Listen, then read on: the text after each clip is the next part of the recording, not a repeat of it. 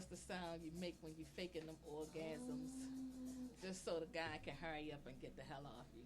I'm just saying, not something I did, but I always fake orgasms. like, oh yeah, come on, yep, babe, you're doing it good. Yep, yeah. And sometimes you give that Academy Award performance. We ready? Good evening, Facebookers, Instagrammers, YouTubers. You are listening to the Intimacy Chronicles. I am your host, Queen Jackie, and sitting across from me is Socially distant and conscious and aware. Quiet Storm, also known as Rich. Mm-hmm. Glad to be back. Yes. Did I switch? Okay. So it's been a while since we've done the show because of the pandemic. Well, you didn't introduce Nikki. And, oh, yeah. Before I get too far ahead of myself. Nikki. The man in charge, he's Nikki. Is he Tricky Nikki tonight? The man in charge sitting behind the scenes all the time, making sure our sound quality is great, is none other than Big Nick. You want to say something to people?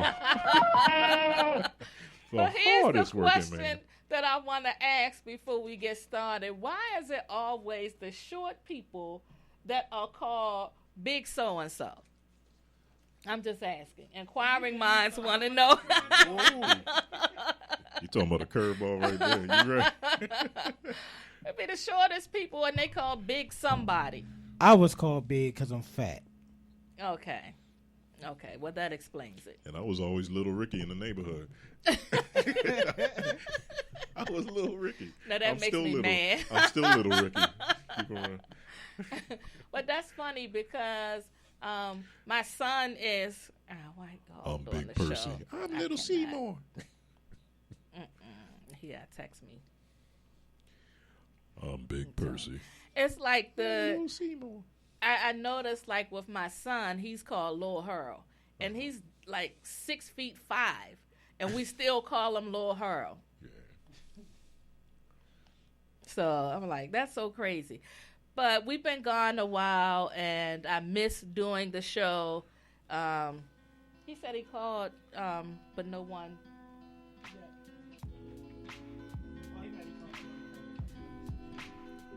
Okay, I'm sorry, folks. Okay. So tonight we have a guest joining us, and it's so funny because I miss everybody. I want to say hi to everybody that's tuned in on Instagram and Facebook. Kelly Determined, Fly Guy. Fly Guy, it's been a while. And I have, wait a minute. Let me cancel. Sorry, technical difficulties. Then I have Donna Mariah and 1899. Thanks again for tuning in. Tonight's topic, we will actually be discussing the impact of COVID-19 on our relationships.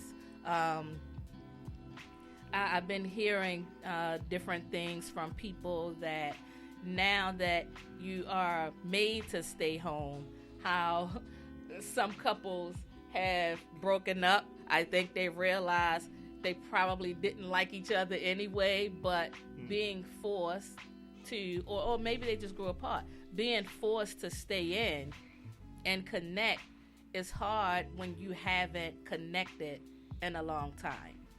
You know, you might even realize that the person that you married or that you're in a relationship with, that, you know, it might open the door up to see some things that you overlooked because of work schedules. So I want to talk about that tonight, and feel free to chime in if you have something to offer in terms of the discussion. Has COVID-19 affected your relationship? And I think it's so many different aspects, because it could be financial, especially since a lot of people lost their jobs. and not having that income can put a financial burden, and you start lashing out at one another. Maybe not intentionally, but out of frustration. True. So I like to dive into that, and I want to know, are people still having sex during this time? Can you? Well,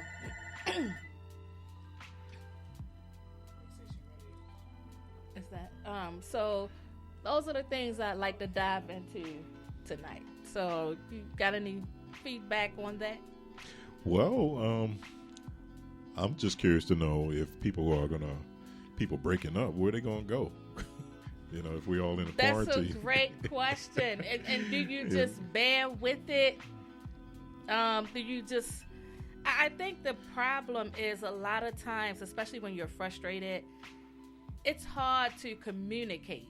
Yeah, that's true. I think that we begin to be more critical and sarcastic towards one another because we haven't learned how to effectively communicate our feelings. So based on that feedback, you're getting a lot of people. Well, there's a significant number of people who are actually having issues with their being cooped up and right. You get a little stir crazy. Yeah. But to me, I look at it like it's a great opportunity to reconnect because I think that we get so caught up in our day-to-day lives that we lose sight of the relationship. True. True. You might come in for a quick hello because what I understand is a lot of people haven't been connecting at the dinner table, especially if they're working different shifts. Right. So you come in, quick hello, and then, you eat or you get ready for the next day. So you've missed a lot of quality time in the exchange. I think in the last 6 weeks, I think this is the most I've sat down and had dinner with a family. All of it. Because that was one thing that we were doing. We sat down, and I mean, I joke about it, about asking, well, how was your day? But we actually sat down, and we cooked dinner, and we sat down and talked a lot, and we played cards, we played games, and mostly it was coming from the kids. The kids will be like, is tonight going to be game night? I was like, okay, sure. It was coming from them. Yeah, see, and I think, to me, I look at it like it's a reminder of how things used to be before you've gotten so busy. I've been enjoying my little talks with my granddaughter and my son, so that's been pretty cool. I actually learned a lot, and then they let me know from time to time that I'm a square. And I thought I was cool as shit. They would definitely let you know about that. I thought I was so damn cool. So to find out I'm not, I'm like, what? And so if I get up to start dancing, my granddaughter covers her face like it's the worst thing she's ever seen. And I'm like, hold up, you're not digging this, that kind of thing. But it's interesting to know, like, to talk to your kids and understand how they feel about what's going on, because it's a scary time for children. Yeah, you always have to do a pulse check. Yeah, with your definitely. kids, and it's very important, especially with in these times. They're seeing stuff on the news. So much stuff is, and I'm sure they got questions. So it's good to connect. Not only with your kids, but with your significant other too, and do pulse checks and make sure that they're okay, because a lot of these things that's happening now can put some stress, but it can put internal stress as well, because you think about it, every time you leave the house, it's stressful because you're leaving the safety of your home. Exactly. And then you're navigating this world out of this invisible thing that we're trying to avoid. Right. And then you come back home, almost to like home base or the safe house. Yeah, because and that's what it's become, how the I safe feel. house. Right, yeah.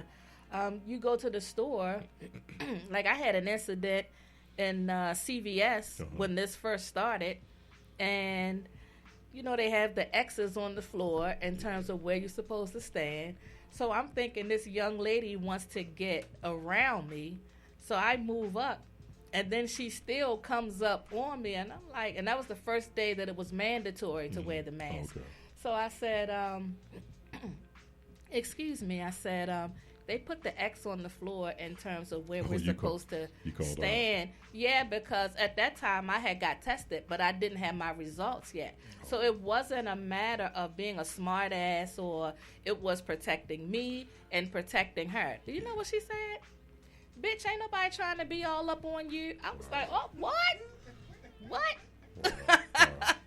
Yeah, she went there, and then she worked in the hospital and blah, blah, blah. And I'm like, and yet you stand here with no mask on. Mm-hmm. Yep. So after she called me every name under the sun and I started laughing, I was like, you done? You invite her as a guest on the show? No, but what happened, the manager, so she could cuss me out even further, call me all kind of red bitches and shit. So the manager came and was like, oh, you got to get out my store because you don't have a mask on. So she went in a rant with him too. But I'm like, wait a minute. Are we at that point where people are time bombs? Like, I mean, goddamn. Yeah, I mean, it's everybody kind of, attacks this differently, especially in the beginning stage. And it was in the beginning, yeah. But now it's like I'll be surprised if I see somebody, still have that same approach. However, by me being out and about with gigs and stuff like that, I do still see people like they'll come up and make it a point, like sticking out their hand to shake my hand. Because it's habit. They're not. They're like, how you doing? Like, I know, but I think they're so. You think it's intentional? I think it's because they're used to doing it. No, I think in most of these cases, they're trying to show that they're not. I don't know. I don't think it's a situation where they. I think it's intentional, just to show it's like, look, I'm not scared. Yeah, but like I said, I'm sitting up there behind my drum, and I have my little hand sanitizer. Every time I shake somebody's hand, I'm sanitizing. Yes, Lord. I'm not gonna. Most of the times, I give them the elbow, or do something, but sometimes they come right out, and I think it's in defiance. It's I'm a hugger, I've never been that. Give me your hand, and so it's an adjustment for me to not be able to just because I'm so touchy-feely. Well, same thing with me. So that's like the biggest adjustment. I never have a problem staying in because that's like my peace of mind. Yeah. Ever since this, I've like strangers, I have to kiss them on the lips, closed mouth now. Not open mouth. No tongue. No, none of that exchange. No, you just got to be closed mouth. I can't with him.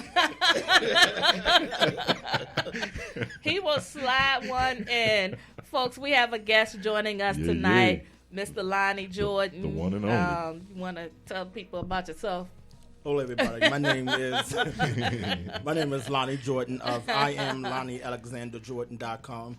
I'm a certified life coach. I am a event planner. I am a man of God. I am ordained in the Lord's church. I can plan any kind of event you want. I can even plan your funeral if you want me to. My specialty in life coaching is relationships, staying married, preparing for marriage, and family staying together as well. Family disputes and stuff like that.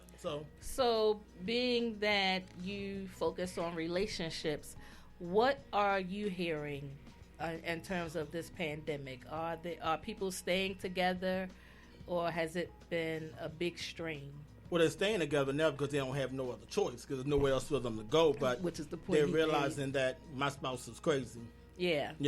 I think that's another thing. You figure that out after spending days and months together of not really going anywhere. Because you're so busy. You try to keep yourself so busy. And so now we have no choice but to deal with each other. And we really don't like each other. So, yeah. So is there a lot of, I mean, during this time, I would imagine, because you can't go out. You have to be more creative in the bedroom.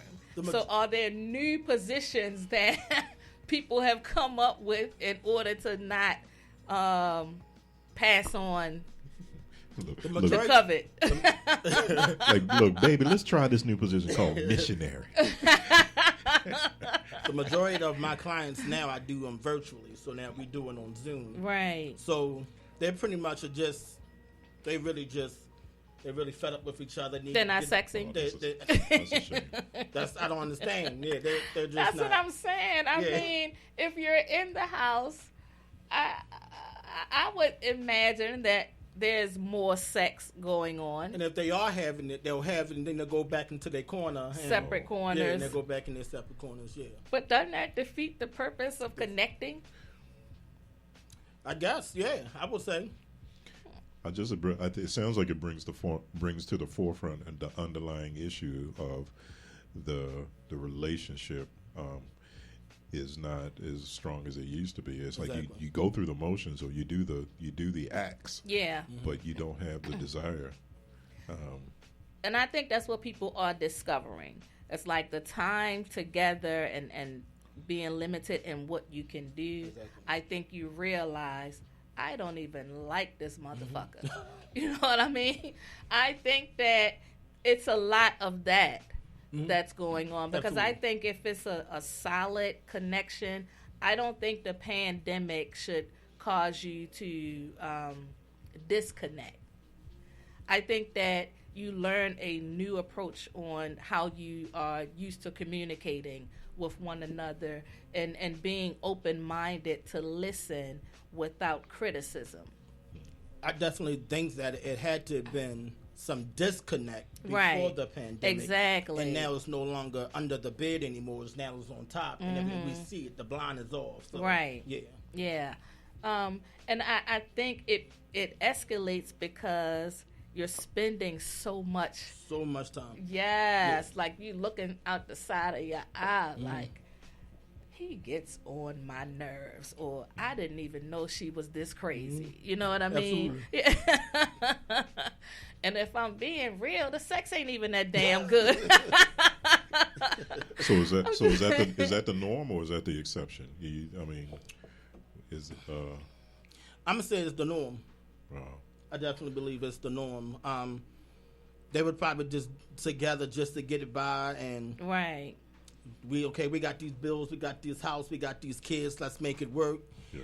And now that they just stuck, they go to work, they come home, they go to work, they come home, there's no way for us to release. Wow. You know, our energy, there's no outlet other than with each other.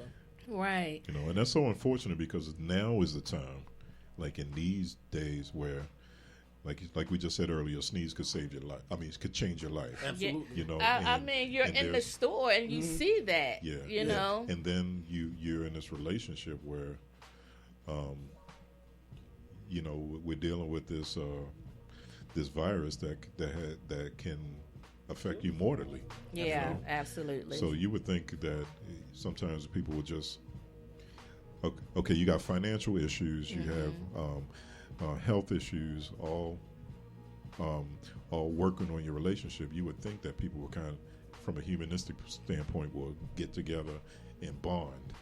And that's true. Fight it together. Yeah. But what I find a lot of times is people go into a relationship and they don't even have a clue on what a relationship is supposed to be about.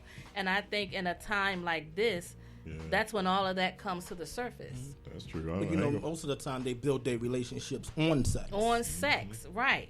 And so when the bottom falls and it's just average sex, right. Then you're like, and I'm not to put anybody down, but I'm just saying it's like our needs change. Absolutely. But in the beginning, you may have done things that you've never done before, and then you stop. You know, it's like, damn, he used to do so-and-so, but now he just breezes right through it. And that's one of your love languages, too. Yeah, exactly. And I think that people don't know how to connect in terms of not just even the physical aspect of intimacy, but that mental connection. Absolutely. I think that people aren't touching each other. And I know, given all that we're dealing with at this time, I think that's so important. I think it's important to be able to read a book together or watch your favorite TV show or just sit there and just conversate. You know what I mean? And sometimes, you don't have that connection because you don't know what to talk about. Right. So that's why when a lot of my couples, I give them books to make them engage with each other, make them realize who we are and what we do. Yeah. And so, do you find that a lot of people aren't having certain conversations prior to marriage? Like, especially finances. Right. You automatically know when someone is not for you. Yeah. You get that intuition. You get that vibe when you know when someone is not for you. But when we choose to ignore the facts, because that's the question you should ask: do you like to pay your bills? How is your credit? You know what I'm saying? These are the kind of conversations you just like to pay your bills sometimes. Right, sometimes, these are the kind of conversations that you should have. Absolutely, you know what I mean? Absolutely. Right. And so, do the church still do marital ministry, premarital ministry? We do. Okay. We do, but sometimes you lie. Yeah. Just to get that past. Because you want to. Yeah. Exactly. Yeah. Exactly. That's interesting. So, even like during this time with everything going on, isn't it also time to like reinvent yourself? You can't go by the relationship. Like a lot of people base their relationships on the relationships their parents had. Absolutely. But that worked for them. You create your own traditions.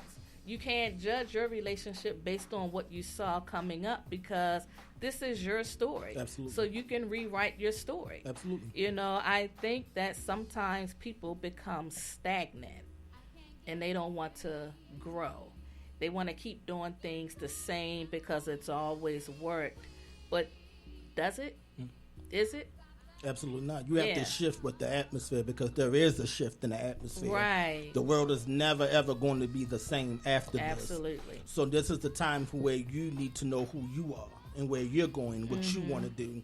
I believe there's a lot of businesses that are going to come up after this pandemic. Oh, yeah. There's a lot of business base that's going to be coming up out of this pandemic. A lot of black people are being awakened. If you notice, can you imagine that all these bad things that are happening into the black community? Yeah. Can you just imagine? So are we paying attention? I would hope so. Are we paying attention? Yeah, I would hope so. They found another man hanging this morning. Yeah, that shit is like mind-blowing to me. Crazy. That's not the way we commit suicide. I'm Absolutely sorry. not. No. And that's strange that you said that. One of my colleagues in the ministries, his niece just committed suicide this morning by hanging herself. 9 years old. Wow. And they were being so busy all day during the course of their day that they weren't even paying attention that girl, she had been dead for 5 hours and they were all in the house together. And that says a lot. I mean, that a child could be left alone all that time and no one thought to say, attention. Hey, where is she? Yeah, and that goes back to having conversations with these babies. We're not paying attention. We're not paying attention. London, last month, one of her friends died from COVID-19, 15. And, I was asking her how she felt about it, what questions did she have, and I let her know anything that you want to talk about, let's talk about it now because we think that because they're young, they don't have feelings. We disregard their feelings. And that's unacceptable because a lot of kids have and will commit suicide if we don't open up the conversation. Because we're so used to doing what our parents did to us. So, boy, get out of my face, suck it up, and keep it moving. You know what I'm saying? Right. This is a totally different generation. Oh, yeah. And they have access to all this technology. And they find that they're on YouTube. And, it's like, I felt like this was a time for us to get our kids back if you haven't already connected with them. Right. I don't think at 9 years old that suicide was ever on my mind, and I was like a wild child and in trouble all the time, but I thought about running away, But then I started thinking, but if I run away, I'm gonna miss all this good food That's the my same mother thing. be cooking. You know what I mean? That's I the ain't same thing I was stupid. thinking about. I just remember being 9 years old and being bullied, made in fun of, people Yeah. teasing me all the time.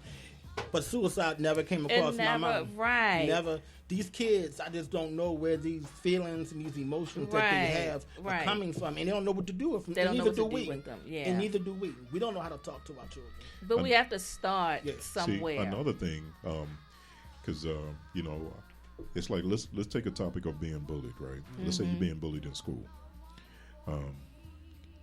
Here with social media, like if you're being bullied in school, you're being bullied in school for those 6 hours you spend in school, and then you come home. There's a break from it. Right. Yeah. You know, but now it's a little different. Everything that we experienced as kids that might have caused us to run away, it's magnified now in this Because society because of social media, because of things that the information wave, things you know, I wouldn't even know how to hang myself, but you could look it up.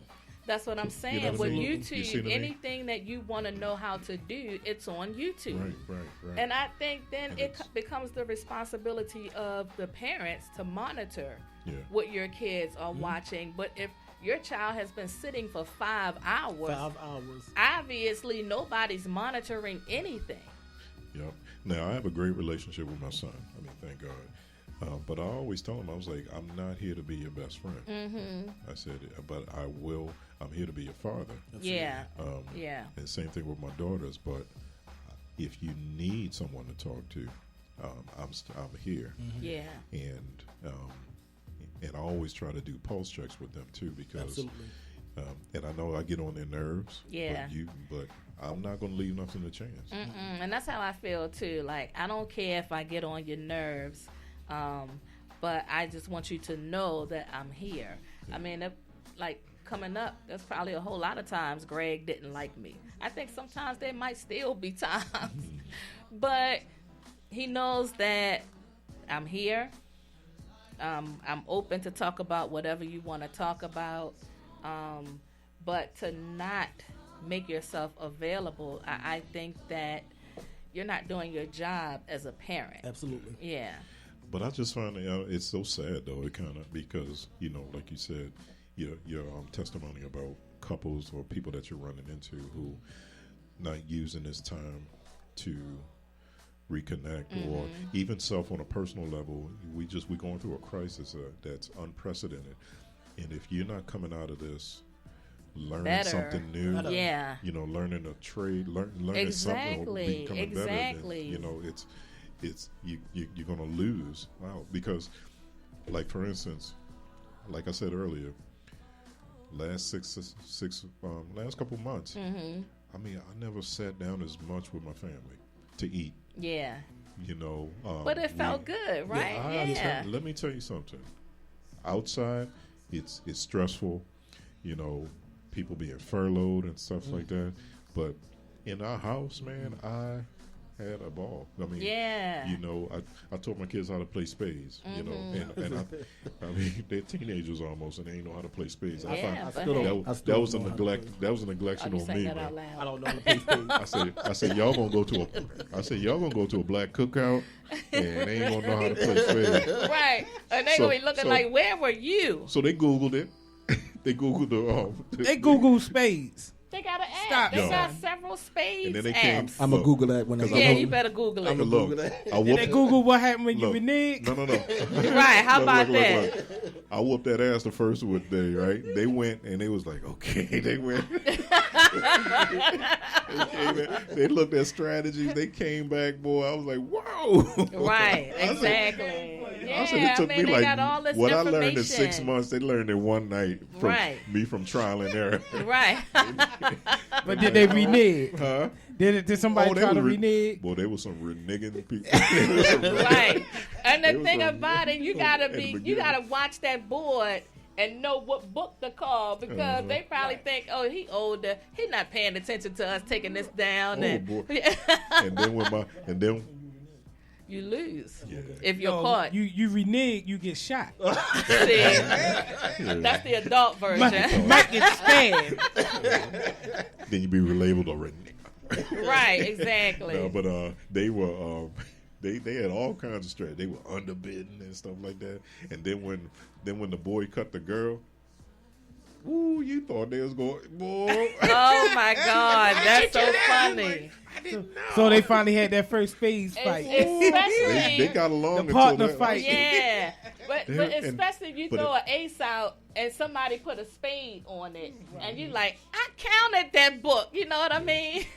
But you know what? At the end of it, they were like, oh my gosh, this is so fun. Yeah. Can we do this again tomorrow? And I feel like that's what this time is all about, reconnecting with your family. If you're not taking advantage of that, then you missed out on a great opportunity.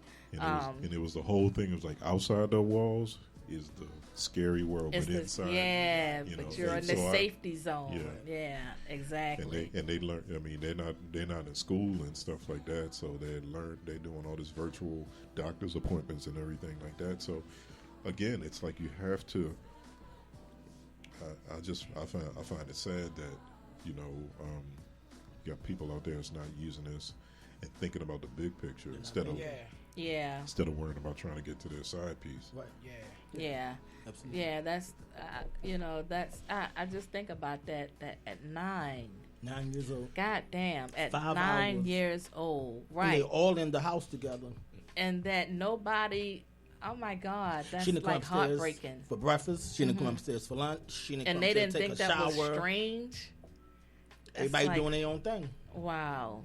That's Like we're always, and I know it gets on her nerves, but I'm like always in and out her room. Like, oh, what you doing? Come on, let's watch this together. Or I'll watch what you watch, even though I don't like it. But it's like, I'll watch it, because it's getting that time in. Because I think that that's so important. And this was the time to be able to do that. Especially a lot of people had to forced to work from home, or people just lost their jobs. Find something else. Reinvent yourself. Yeah. It isn't the end of the world. You still here. You live to fight another day. Do something. Be creative. Figure out what you're passionate about, and research how to put that into work. I just think that a lot of people didn't use this time to improve. Right. Yeah. And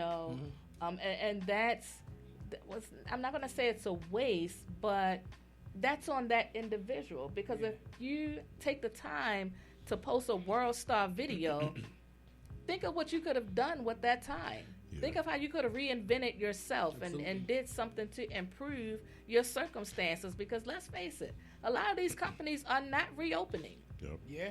You're not getting another stimulus. Absolutely. Yeah, it's going to be rough. Unemployment is cut off July 31st. And if you think that because Trump is talking about a $2 trillion stimulus package, that you're getting that before the year is out, it's not going to happen.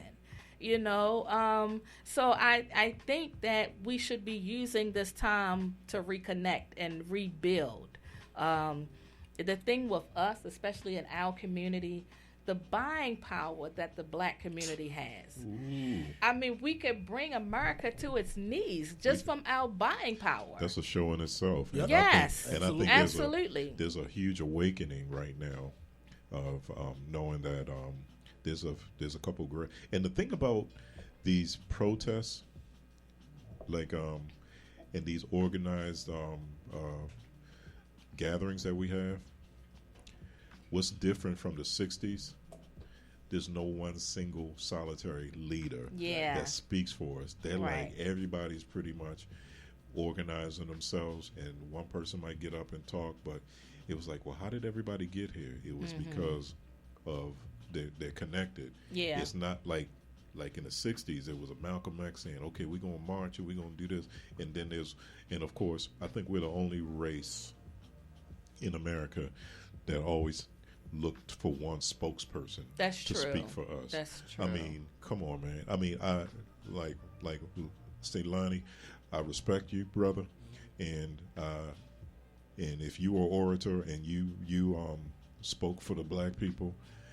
You can't represent everybody, not everybody, because we're not classified as, we're not round or square pegs. We are diverse. Right. We are diaspora of people that I might be a little ratchet, I might be a little bougie, might be classic. You know what I mean? It might be a little bit of everything. You see what I'm saying? But so we don't need that anymore. Mm-hmm. So I don't want Al Sharpton going up there and telling us to go vote for this person, right, or do this, or boycott this. I decide that on my own. And that's all the I need whole for you thing. to provide me is the information. I think that's a great point, because there is a lot of protesting, but what are we looking to gain? Mm-hmm. Are we just marching with empty agendas? I mean, what? Because that's what I have yet to hear.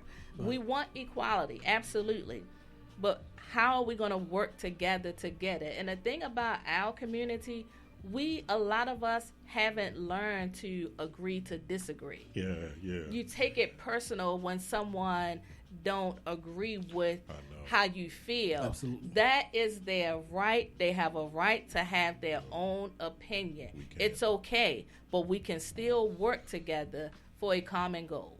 Yeah. And I think that's what always keeps us behind. And what bothers me is, why do we only march when something bad happens? Right. Or we only marching just to make sure them cops get arrested, and then once they get arrested, and then they convicted, and then they don't have no money, and then we just go back to normal. Everything just goes back the same, and then we forget. That's what seems to always happen. Right. Yeah. So are we marching to make a change as us for a whole, or are we just angry for that that situation right there? Yep. Yeah. And what's the long-term effect? What's the long term? Right. Because to be honest, and I don't care what these military bases are called. I don't care if a statue get taken down or not. Mm-hmm. I want to know what you're doing with these resources to help our young kids in these schools. Exactly. Don't say, okay, we're going to change the Navy base. No, I don't. I mean, change the name of this. Okay, but that's not going to do nothing. We're going to fire these police officers. Okay. Yeah. No, I don't need you. I don't need you to defund the police. I need you to. I mean, because by the time we interact with the police, it's too late. We got to get these kids youth programs, police athletic leagues, or something. Get that back. Right. That's what we're missing, because there's always budget cuts, but the biggest cuts affect our community. Mm-hmm. When I was young, we had camp concerns, so we went on the military base for camp. There was so many programs for us. We had summer jobs, recreation centers. There was so much for us to do, and I feel like these kids are at a loss because there's so many programs that have been eliminated. I talked to the owner of Next Act Cinema, and he's putting on like a showcase to give the children some, like they can submit a 7-minute video. They're going to be judged based on the video, but it allows them to put those emotions into creativity.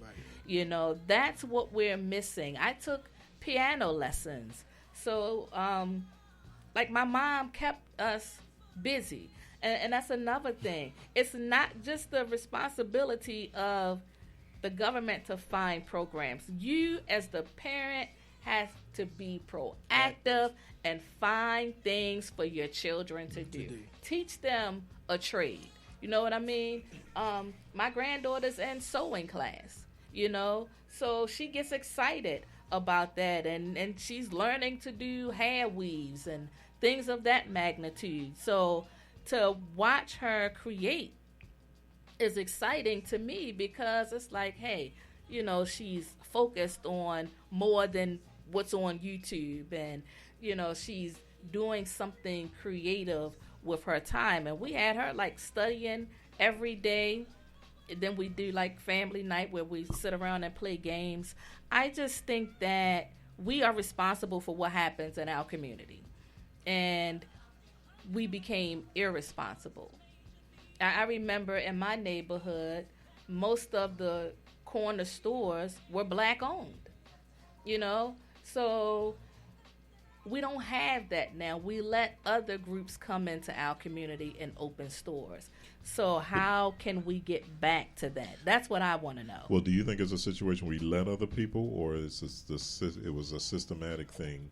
I mean, people being denied bank loans and opportunities that because I heard on this thing where if you are a certain color, your point system, you add 15 points to it. But that's true. That is true, especially working in the mortgage industry and even doing cars.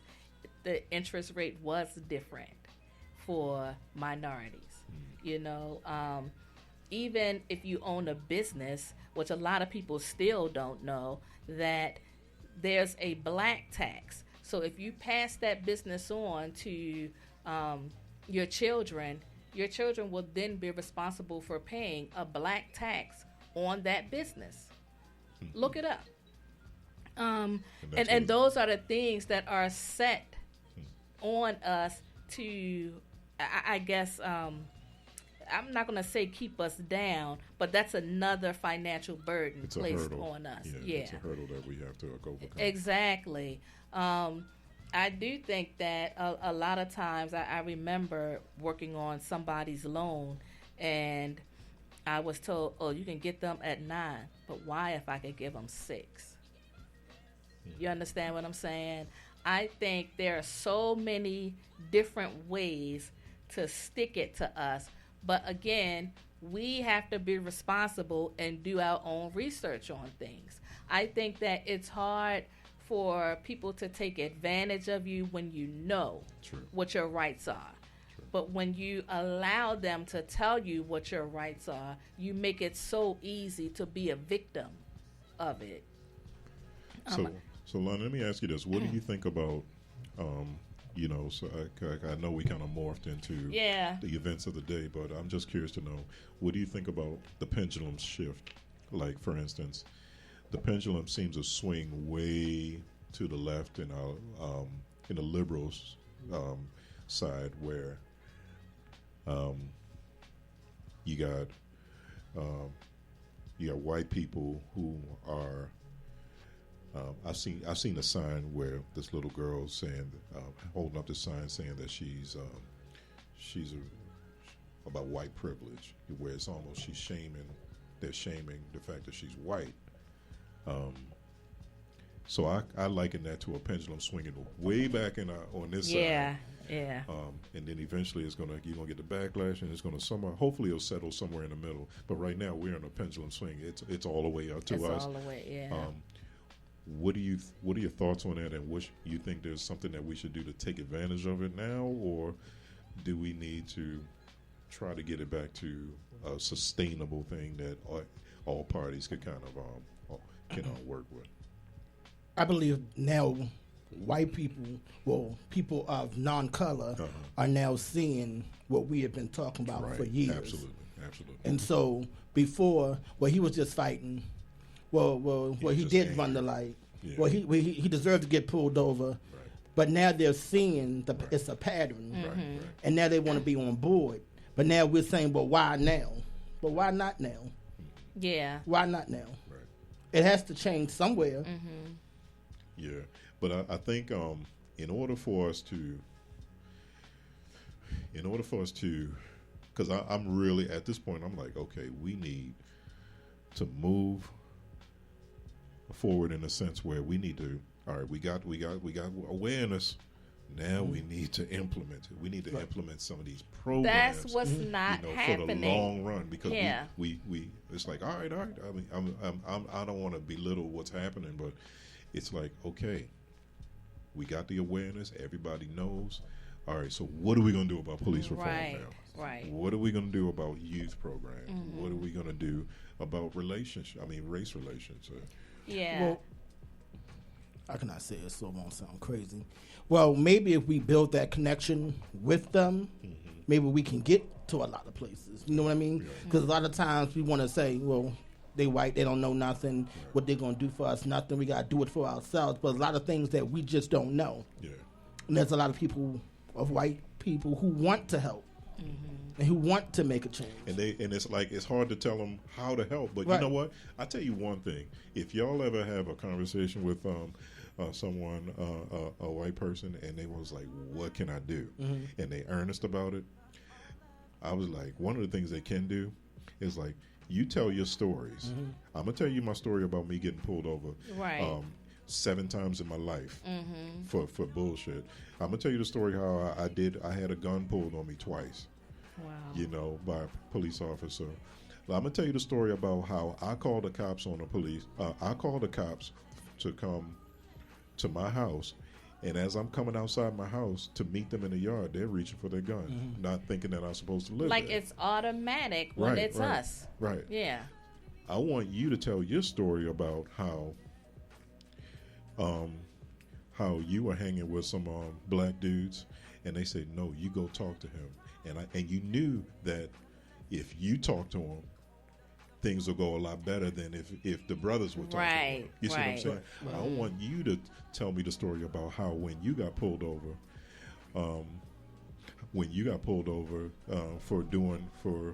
and you had some weed in your hand and you were drunk and you were escorted home to your parents. You see what I'm saying? Those are the stories. That's how you, because we need to talk. And I'm gonna tell you, okay, that happened to you. The same thing happened to me. This how it ended up. Yeah. It definitely needs I got to be a my license. conversation. I got my license suspended, and I needed to call. I was on Route 1 at 2:00 in the morning, and I had to call somebody from a payphone because I didn't have a cell phone back then. Whereas you were allowed to drive home. And it's even taking it in terms of marijuana. There are more of us locked up for weed distribution, and it's legal in a lot of different states.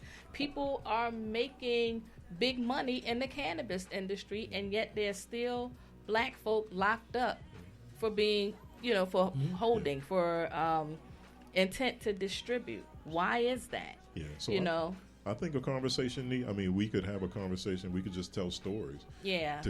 And that's the best to way of learn how each, the difference and how we're treated. Because at this point, you could burn down a Wendy's, you could burn down a this, you could burn down a that. But there's some black people in there that now are displaced and don't have no job. Exactly, and I think that they're not thinking about that. So when you do something like that, you burn down a business and you think in terms of all of the black people that are employed, you have now contributed to them losing their jobs. Right. And how does that make you feel? Because, you think you did a big thing by burning the business down.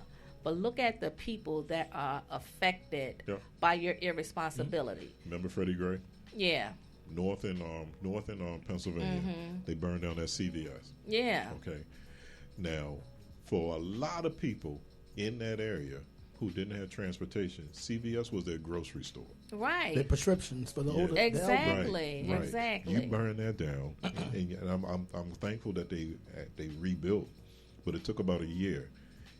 A lot of people use that as their corner store, or they go buy toilet paper, or they go, run to CVS and buy groceries, cereal and stuff like that.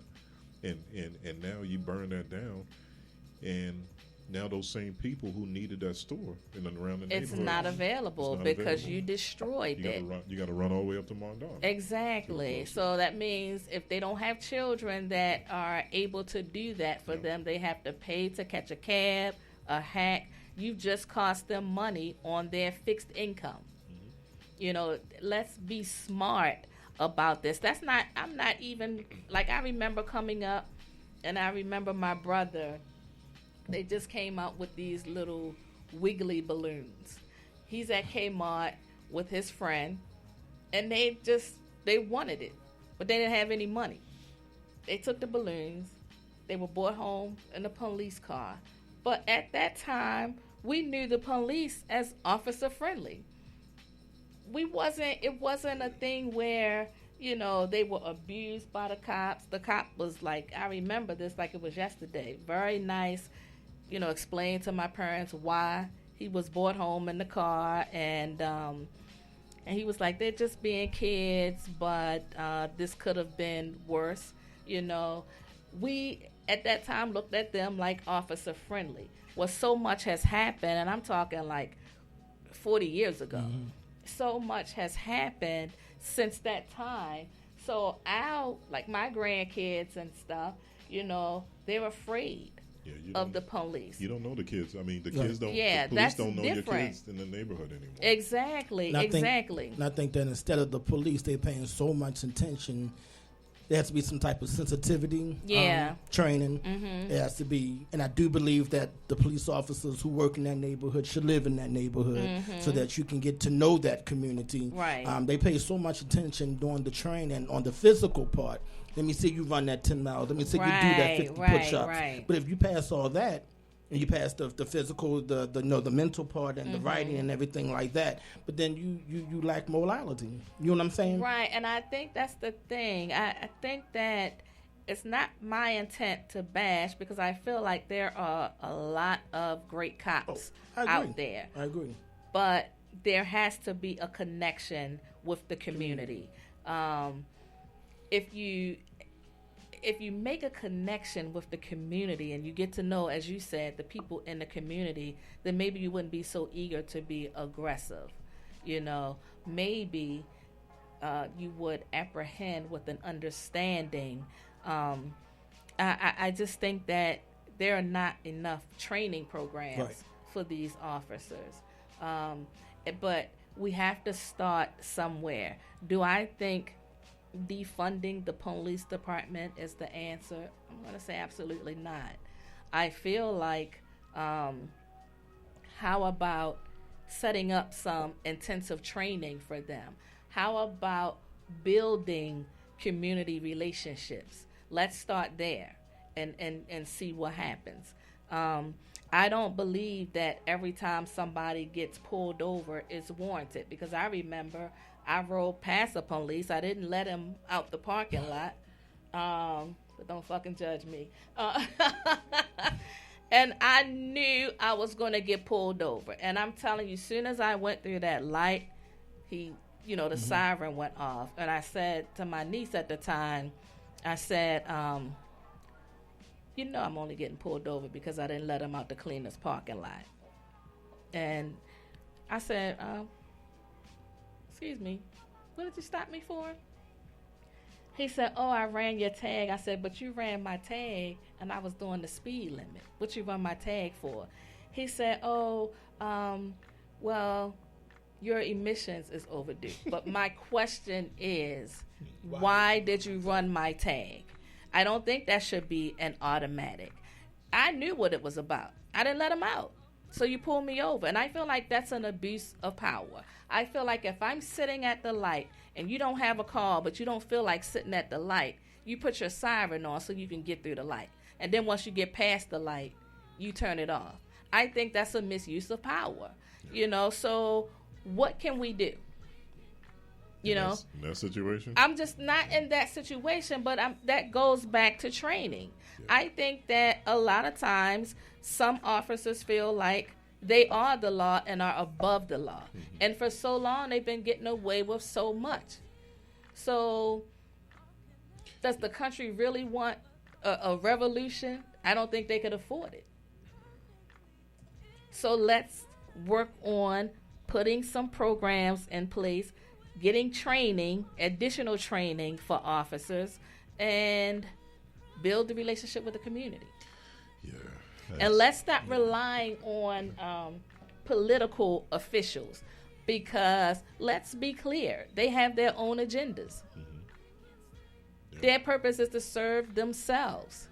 We put so much responsibility into their hands that we stop taking responsibility for what happens in our community. Absolutely. I couldn't walk out the door and do anything without Miss Mousy, Miss Christine, my aunt, and some of the other neighbors seeing it and reporting it back to my parents. Yeah, that's not that is long gone. It's gone. Yeah. Let me see. I recently met neighbors that I never knew. Mm-hmm. I mean, with me doing these little pop-up concerts on my lawn, and people were like, this one guy lived about 2 doors down from me, and he said, I was wondering who that was, because what I was doing, I posted in the next door neighbor thing, and I said, hey, I just want to bring some levity to the situation. I said, what do you guys think about me doing some music for the joggers and walkers? So it became like a little weekly thing where people come in on my lawn and like sit there and chill, right? It was yeah, he went viral. Yeah. So, but one guy was like, and so when I saw him outside, I said, hey, I just want to let you know I'm going to be playing some music on the lawn because I didn't want my immediate people, I didn't want to piss them off because people were coming in. He was like, I was wondering who that was. You know, they said you lived on this blah, blah, blah road. And I said, yeah, I've been on here for 5 years now. He said, we never been outside at the same time. He's okay. It's so funny. We have a neighbor. He lives on the other side of the neighbor. He cuts her back lawn. I cut her front lawn. She's an old lady. Wow. You see what I'm saying? Mm-hmm. And it's like, so, because he has a tractor. And he was like, yeah, we never been out here at the same time. I was like, I've seen him, but. And that's something. Yeah. And his daughter was like, lives in the next street over, and she brought, she was saying, my father lives in right down there. I was like, who's your dad? And she ended up bringing her whole family. But anyway, it's funny because again, I'm the only person of color down on my end, and when I sat up there and I saw all those people on my lawn, and everybody just. This was maybe a couple of weeks ago, so we were in the height of the lockdown, and everybody just wanted to just get out. And I mean, they practiced their social distance and everything like that.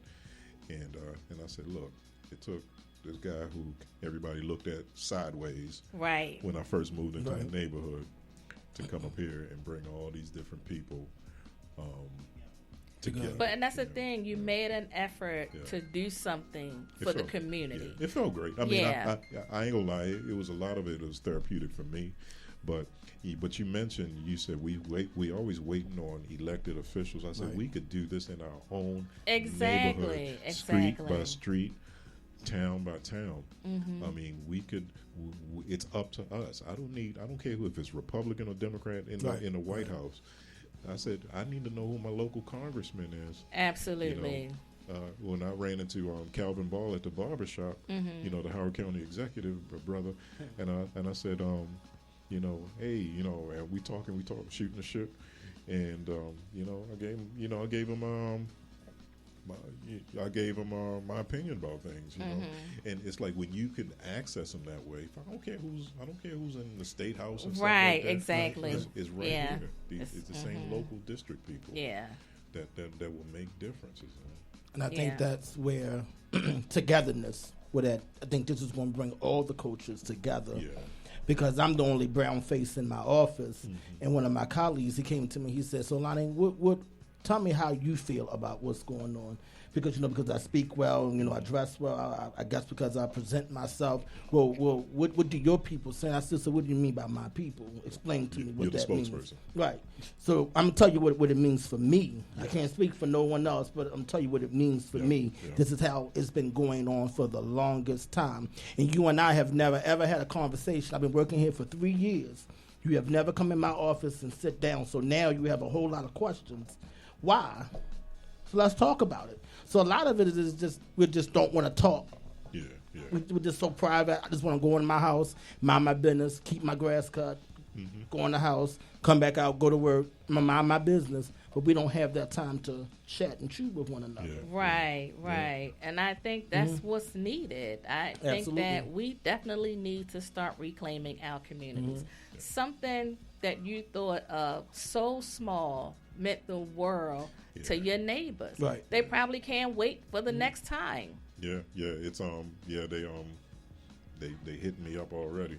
They want to do something this week, and I'm weary. You know what I mean? Because I had a long week, but even that last time I did it, I was like, I was thinking about canceling it, and I said, yeah, I'm gonna be out there. I told everybody, look, I'm gonna be out there about 5:30.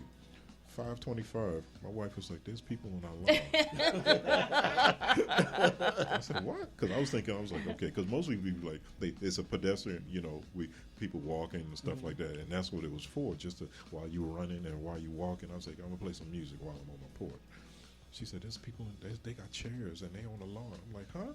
I thought I was gonna maybe play in by like 6 o'clock or something like that. And go out there when I feel like it. And it was hotter than the devil's womb that day. It was hot. But you know what? And I sat out there and I looked and at one point I had this kind of epiphany where I was like, you know what? This is what we got to do. Do we have to, You reach one child, and that child reaches another. You affect, on a small micro scale, not macro. You don't have to change the world, just change your world. And exactly. The people in your circle, and then they all do that. That's how we got to do this thing, man, because it's some really scary time. Financially, it's stressful. Yes, absolutely. Health-wise. And, like you touched on, Lonnie, relationships are taking a hit, too. So we gotta, we gotta look at the small things in life and really see how we can move forward. I mean, damn, they found another man hanging today. Yeah. What's going on? Right. It's and I just think that if we come together, like starting in our community. My mom used to say, charity begins at home and spreads abroad. So if you start in your community and then the next community pick it up, we can start to see small changes. It doesn't have to be, as you mentioned, something big, but you have to start somewhere. Yeah. And I think that a lot of times it's all in how we are seen, too. I think part of the problem is we've never been seen as their equal. I feel like a lot of times we are seen as something less than human. You know how hard it is to. I kind of thought about it lately, where every time I meet a neighbor who is not black, let's say Asian or mostly Asian, where the kids will come and play with my son and stuff like that. And sometimes when I talk to them, I have to consciously come across to them as unimposing. Yeah. You know what I mean? Yeah. You know what I mean? I don't come up there like, I have to come at them. And I do that consciously. Unconsciously, I do that so I won't seem as threatening. As threatening. Yeah, because that's how they see. Yeah. Then when they get to know me, then, okay, you get more of me. But it's like, because they barely... they look you. I mean, it's weird, and I know because of stereotypes. Right. It gotta be because of stereotypes. They have their stereotype of us. Of course, we have our stereotypes of them. I mean, to say that we don't have our stereotypes, we do. We do. Right, we do. I would agree. And we can also be racist as well. Oh yes, absolutely. And even among us, yeah. And that's a big problem. I think that goes back to how we see ourselves, too. Because a lot of people, just because I'm big and cute, that don't mean I don't have feelings. You're big and cute? So people don't really think... and that's true. And I have a couple who are interracial, and they share, and they like races against each other's family. So that's also causing problems. Right. So how is it that you are married, and you're in an interracial marriage, right? But yet you say, like, off-the-chain things to him about his family, and vice versa. Yeah, that's not going to work. It's not going to work. Yeah, and it goes culturally too, because I'm in a multicultural family, right? And we're culturally blended, and we're doing well. But I've seen situations where, I've seen African American, and I see West African people don't. We'll see African Americans or Caribbean Americans as a certain way. Yeah. And if anything, I say we the ones that survived the boat, mofo. So we create a lot of this racial behavior in our community. Absolutely. Dark skin don't like light skin, blah blah blah, and I think that's like the biggest bullshit. I'm always about how a person treats me. You know, it doesn't matter what color you are. It's how you treat me. And I'm glad that I grew up that way. I raised my son that way because you got to see people. You know what I mean? You see color, but it goes to how that person treats you. If they've never mistreated you, why dislike them? We're all created different for a reason. Right. I think the world would be so fucking boring if we were all the same. Or it could be exciting. Imagine everybody was searching for that cataclysmic orgasm, then maybe it would be a much more uplifting world. Yeah, everybody just need to get laid. But I think, everybody was like, I remember one time a coworker, she was above me, and she was asking me about one of my direct reports, and I was like, yeah, it's the black guy, right? She was like, and she said, well, Richard, I don't see color, so when you describe me as a black guy, I don't know who you're talking about. I'm like, bullshit. And that's what I'm saying. Like, to say that you don't, you're sitting right before me. But I respect you can say you don't judge it. Yeah, but But so I'm like, embrace the fact that we different. We're different. Yeah, and it's okay. I'm tall, you're short. We can learn each other. We can learn each other. I think we can learn so much from one another. And I think fighting for just all people, I know people kind of want to shy away from all lives matter, but yeah, black people are definitely probably brutalized more by the police, but then transgenders, gay people, we have to come together so that we're all treated equally. That's how I look at it. It's not just one group. No, I think that it should be a global effort because we all want equal rights. Absolutely. You can say, because I know people are Black Lives Matter, and not to minimize that, but people matter. Yeah. When the George Floyd funeral, one thing I kind of, when you look at that, it was just the sorrow, the sadness. Yes. And I think, I don't know who said it. I think the dude from CNN said it. He was like, forget about race and all this stuff. Mm-hmm. Underneath all of that, it's humanity. Exactly. One race. Humanity. Yes. Personal story. Last Wednesday, and I was coming from I went to the farmers market down Drew Hill, and I was in a car with my family, right? And this car was over there by Silburn Arbory, the Rawlings Conservatory. Okay. Coming out of this van was coming from Gwynns Falls onto Drew Hill Park Lake Drive. This lady was in a minivan. This car must have been going like 50 miles an hour, T-boned her at the intersection. I'm at the intersection about to turn right onto Arkentrolley Terrace or whatever that is, right? The car gets hit, starts flipping. Wow. And the intersection was so far away from me. He hit that thing so hard that it flipped about 8 times. But it was rolling to our car, right? So it was rolling slow enough where I could actually move my car. I don't even remember moving it, but my kid said, you jumped the curb. Oh, wow. So when the car finished flipping, it was where we were. I parked the car. Next thing you know, I'm outside. And we pulling this lady from, the car ended up being upside down. We pulling her by her feet. Okay. And I'm saying all that to say, not my role in this, but at the farmer's market, maybe like a half a block away, all these people started running. White, black, women, men, everybody came to help this lady because, again, it's upside down. This thing could explode. Who knows, right? We had to get her into safety. So we pulled her out. She was fine. She pulled her out by her legs.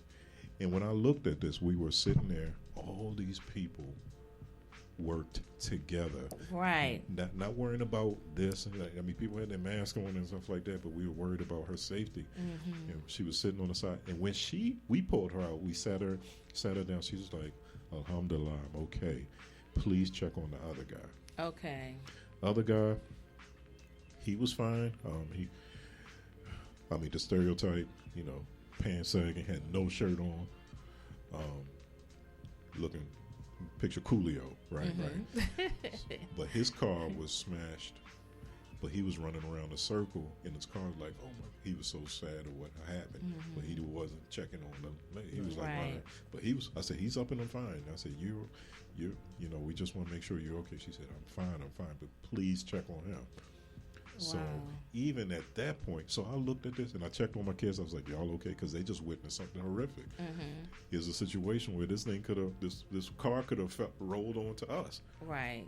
But it was calm and everything. It ain't time to really think. You just have to get through. But again, I brought this up as like the humanistic. That is the human experience. And yes, so exactly. That's what I'm hoping after all this shit that we're going through, all this beefing, all this. I just expected, us to be at a point where it's like, all right, everything's fucked up. We're all humans. Let's work this out. Let's work this out. Yeah, it's a world problem. It's it's because right now it's us, but that's what I really in the near expected. future it could be another group. You know what I mean? That's what I really expected. I didn't expect, people. These people undermining the riots, and I've seen situations where people dropped they were going to have a protest at this block. 6 hours before, they dropped a bunch of bricks on the curb. Wow. They dropped a bunch of they brought in bricks, cases of bricks, and I've seen where they were handing out rocks. They handing out bricks to people in cars handing out bricks to people. And I've seen cases where this guy said, okay, some benches over there, sending paying people to incite riots. Yeah, I don't want to see anybody's business get destroyed. Yeah. If they are racist, go somewhere else and do business. You're going to rally about how somebody feels. I mean, there are so many black-owned businesses that serve all kind of things. Why limit yourself to this one business? You know what I mean? If they don't like black people, okay. It's their choice. Absolutely. What, Vince's? So take your business elsewhere. There are so many black-owned crab houses. You know what I mean? I just want us to be smart.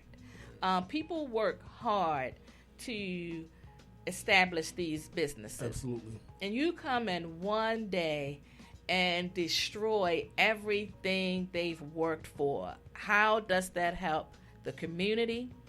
How does that help the economy? You just took away somebody's livelihood. You know what I'm saying? And does it solve your issue? Do you feel better after doing it? The issue is still there. So now so what? You ain't Let's angry be no more? smart. Now that you took out, you trashed this place, you're not angry no more? Yeah. What is it? I mean, what does it do? It doesn't, right. It serves no purpose.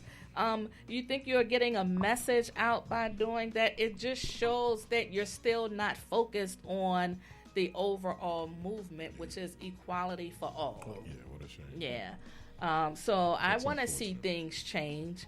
I want to see people work smart together. You're not going to agree on everything. Accept that. Everybody has their own opinion. But let's be smart. Let's come up with solutions. But I think the four of us in this room are great examples of that in our own way. You know how you're helping people, and Jackie, how you help people in your businesses and in your travels. Nick, you know you help people on I've seen you help people on a personal level. You know, I think if all of us, we just need more of that. Yeah, we really absolutely. do. I mean, and it's like I said, I don't want to beat the dead horse. I just expected I really expected the U.S. to rally together, because that's what we've done in the past. Right. World War II, we got together and we united, you know. But it's just so much when you have a leader who's just continued to drive that wedge between folks. I mean, the fact that he's trying to have something on Juneteenth was crazy. Yeah. Yeah. It was crazy. So they just moved it to the next day, but it's still that weekend. And just I'm sorry. No, just to piggyback on what you were saying, a lot of people don't know what their passion is. Yeah. You really have to know. Everyone has a passion. Mm-hmm. All of us have a gift and a talent, a God-given gift and talent that He has given us. And what is it? Yeah. This should have been the time for us to have been thinking about that. In order for you to help and to be a help, you have to know what your passion is. Mm-hmm. I agree. Even something in terms of educating ourselves, how many people do you think know what Juneteenth is? They can tell you what July 4th is. No. Yeah. This is what I'm talking about. Let me tell you what I did with my kids. Last weekend, I made them, I said, look, y'all got 30 minutes. I need y'all to look this up, and I need y'all to do a presentation on what Juneteenth is. Right? And I want both of you guys to come up and present to us. Right? And they had their little laptop, and they ended up broadcasting it on the TV. I was like, well, dang, cool. I didn't expect all that. I barely expected a PowerPoint. But they was like, I heard of it, but I didn't understand what it was, right? Mm-hmm. So I said, so what do y'all think? They said, well, let's make it a point for the family to celebrate it. Yeah. And I was like, oh, okay, we can do that. Mm-hmm. And my son was like, I could smoke some meat and some salmon, and then I forgot that's the master chef. That's talent, yo. He's like, I'll smoke some meat, and his voice getting deep now, so he's like, all grown, but it's like, so then I said, so look, there's something that we're gonna do internally in our family, right? Mm-hmm. When you invite other people outside, you just simply educate, because you're going to be educating your family members, your cousins too, your cousins who are not who are from other cultures.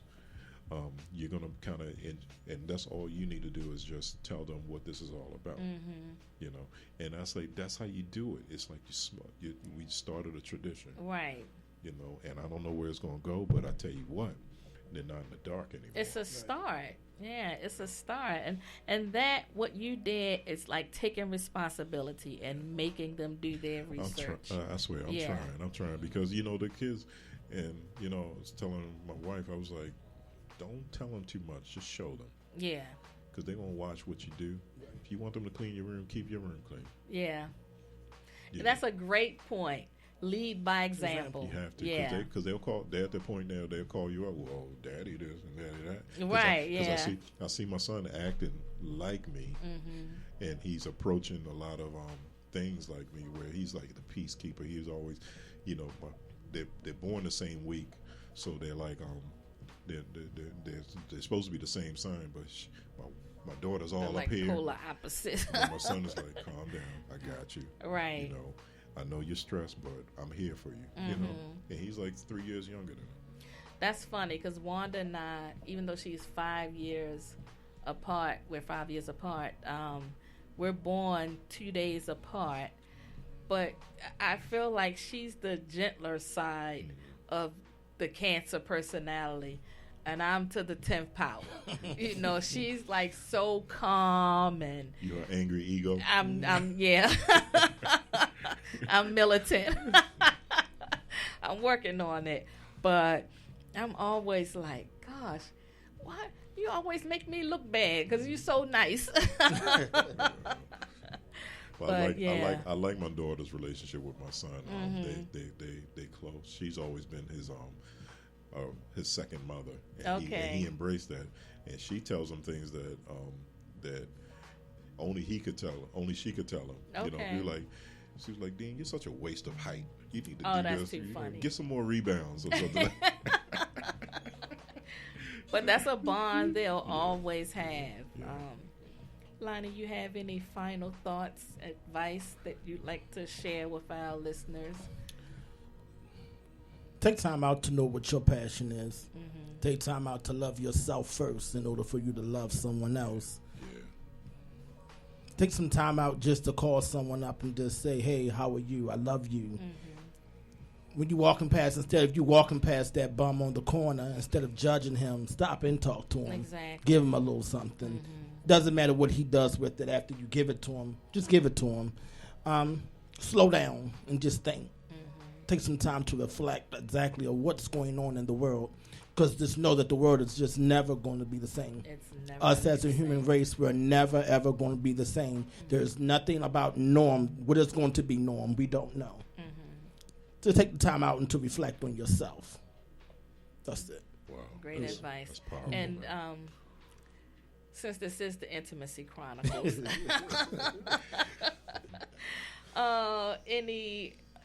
let's see, any new acts created doing covered? Because I know you're in a relationship, right? That you'd like to share. I seen this chart of sexual positions that's COVID friendly. It was like 13 of them. I seen something like that floating around, and I'm like, wow. Well, who knew? Try something new. Yeah, don't be afraid of it. Exactly. I mean, you love this person. Try something new. Yeah, that's the thing. You can't be afraid to try something new. You're entitled to try something new. You want to feel good, don't you? Stay the same. Yeah. Absolutely. Yeah, exactly. You have any final thoughts? Oh, I just zoned out when he said try something new. On the way home, he gonna call the missus and say, "Girl, I just figured something out." Yeah, exactly. I want you to bungee jump from the second floor. Because that's gonna turn you on. Look, everything new is gonna be something that she gotta do. Because I can't do it no more. Well, suppose she said, "I want you to cross-dress. That might turn me on." Try something new. Now you're being a hypocrite. Because you done turned his head, right, Nick? Look, simmer down now. Oh, my bad. I went out the gate a little bit. Way out the gate. Nick, you got anything you like to add? You was quiet tonight. Yeah. I'm over here constipating business. Let people know how they can reach you. You can reach me on Instagram. I am _AlexanderandCompany.com. You can reach me on Lonnie1980 on Instagram, or you can just do it the good old-fashioned way and give me a call, 443-388-4737. You any publications or anything like that? No. Ain't it's time, man? Come on, man. What's time? You got a wealth of knowledge, man. I need some literature, man. Thank you. So, yeah. Something to think about. Never thought about it. Well, now is your time. Yeah. Try something new. Exactly. Well, we Start definitely out with a coloring appreciate book or you. What new? Shit, real talk. I'll buy it. I don't know why my mind is always left. But for those that don't know, Lonnie and I did a costume karaoke business together. Is that how we met? Yeah, and that's how we met Richard. That's how I got roped into the costume. Yeah, exactly. So we go way back, and Lonnie knows how exhausting it is to be my friend and partner. I think about the many costumes that I had you wear, and you was like, Jackie, this ain't gonna work. I said, just go with me on it. Good luck. Yeah, good luck telling her no. Right. I'm not that bad. Put it on. Shut up. Put it on. So yeah, we go back, and Lonnie is always like, he's a good friend, and if I need to vent or whatever, I might have to fuss at him through text a couple of times to get his attention and all. But he's a great friend to have, and definitely in terms of events, the way he puts things together is like so amazing. So I would definitely urge you to book him when we're able to have events again, because he does an amazing job, and he's an excellent cook. Are you in a relationship? I am. Because I can't advertise for you. But he is an excellent cook. I ain't want to break up a happy home, Nick. Thank you for tuning in, folks. We'll be back next week, same time, same place. Stay safe, y'all. Stay safe. Yeah, stay safe. Love up on one another. Love up on yourself. Be kind, because you don't know what the other person is battling, Just love, man. Good night.